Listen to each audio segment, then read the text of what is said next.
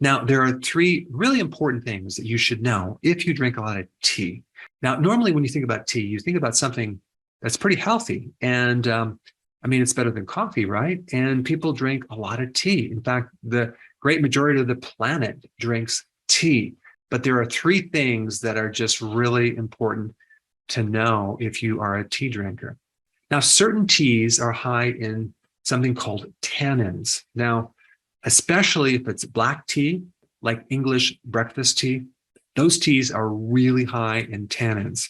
Now, green tea is very low in tannins, but when you're exposed to tannins, there's a couple things that happen. Number one, tannin tends to bind or chelate iron, okay, zinc, and calcium. So if you're drinking a lot of black tea, you're binding up your iron, your zinc, and your calcium, and then you may start experiencing symptoms of those minerals. But also tannins block the absorption of thiamine, B1. And B1, from my viewpoint, is one of the most important vitamins. I've done a lot of videos on B1, but if you're deficient in B1, you're going to get anxiety. You're going to have nervous tension. When you go to sleep at night, you might have more vivid dreams or even nightmares or restless leg syndrome. But B1 deficiencies relate to a lot of problems with your nervous system. And since we're on the topic of B1, I think it's really important to understand other things that can deplete B1 as well. Let's go through the list. Caffeine, which by the way is in tea and coffee.